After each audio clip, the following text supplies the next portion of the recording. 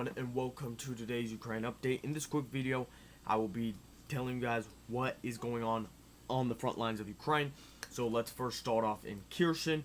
Russia did do artillery strike in Kherson, and Ukraine also did a drone strike on the Russian basically side of the Dnieper River, very close to the Ukrainian side. That's basically all what's going on in Kherson. However, and also there was a strike, a pretty massive, powerful Russian strike that damaged Ukrainian ammo depots and destroyed Ukrainian ammo depots that the Russian basically military bloggers gave more information on.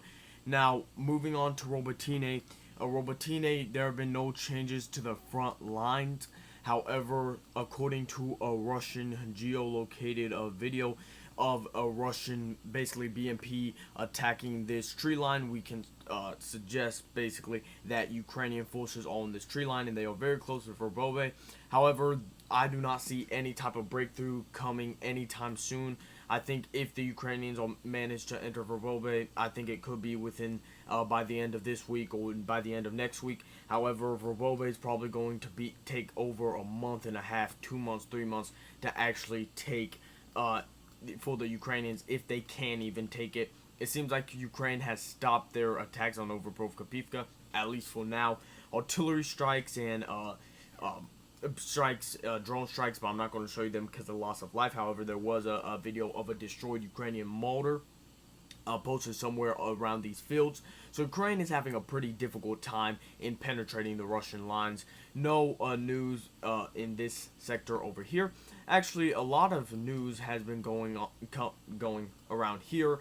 The Ukrainians did do an attack, and now people are saying the railroads are in the gray zone because there was geolocated footage of a Ukrainian vehicle destroyed here, which is past the Russian rail lines.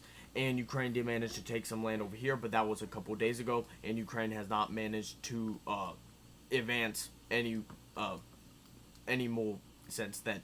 So Russia has claimed that they have captured totally captured this village over here. However, I find that I don't believe that claim, because the Russians have yet to show geolocated footage from the middle of the town, because usually the center is where people put their flags and stuff like that, or the end. However, there was geolocated footage that the Russians basically posted, and it was geolocated to be this house over here. It was an orange house. However, some people were saying it did not match the house over here completely, but the majority of people were saying that is where the video was shot. So the Russians may be on the outskirts of the town. Personally, I do not believe the Russians have captured the town, because this town is not just a small town. This town basically holds all the Ukrainian lines over here, because the Ukrainians, this town is important because the Ukrainians, it is not wise to be trapped between water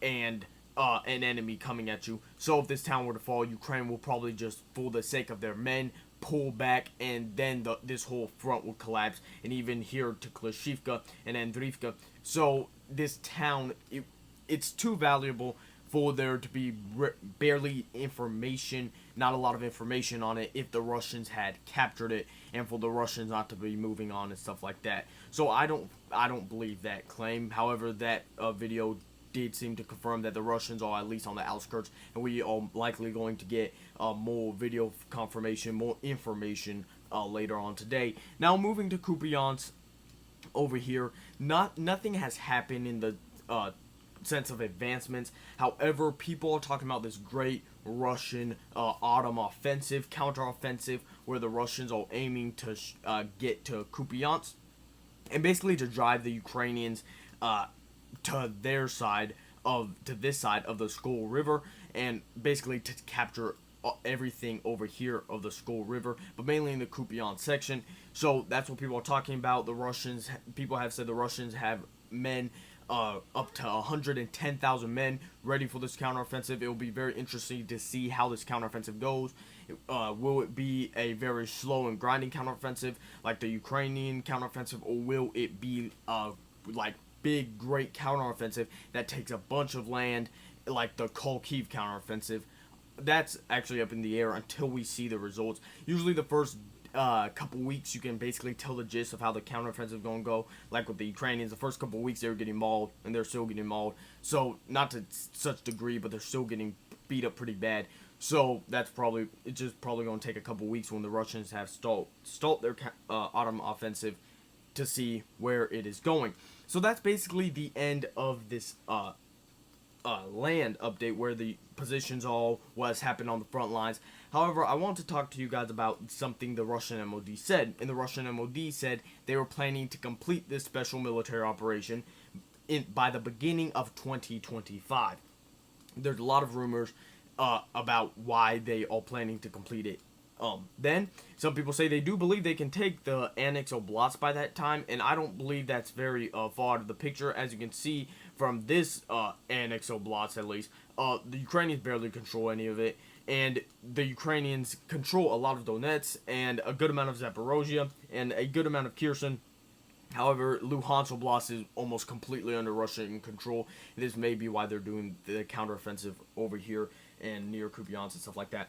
However, I personally have an opinion that could be the reason Russia is saying they are going to end this military operation, special military operation, in the beginning of 2025. And the thing happening in 2025 is the United States presidential election. And the Republican runners, and it doesn't seem like the Democrats are going to win this one, the Republican runners are President Trump and Florida Governor Ron DeSantis, both opposing military aid to Ukraine. Trump claims that he will end the Ukrainian war within a day, basically forcing Zelensky to give land and cutting the aid. So even if the United States cuts the aid, Europe can try to pick up, but Europe's not going to be able to do what the United States has been able to do per the Ukrainian president, Volodymyr Zelensky. So the United States plays an important role in Ukraine continuing to fight this war, and if Donald Trump, Ron DeSantis, and cuts the aid to Ukraine, if they cut the aid, Ukraine will crumble like fast. I mean, I'll give it max 6 months if the United States cut all the aid to Ukraine, because of course we've given so much that Ukraine can still fight with what we are giving. However, it doesn't seem like a month does not go by without us giving billions or millions, hundreds of millions of dollars to Ukraine, because Ukraine still needs funding. So if we were to cut the funding, I would say max probably 6 months to a year before Ukraine ends. This is why Russia may say they will try to end this war, or they are going to end this special military operation by the beginning of 2025. If this all speculation, this is just a theory. However, if the United States were to cut aid to Ukraine, I do not think Ukraine could last that long, even with Europe, very divided Europe, trying to pick up the weight from the United States. Europe is not the United States, and Europe cannot do what the United States can do. Anyway, guys, thank you for watching this video. Make sure to like, comment, and subscribe. Join the fact on me. Again, YouTube, I do not condone violence or killing. I am simply reporting on what's going on in this conflict. Thanks, guys, for watching, and bye.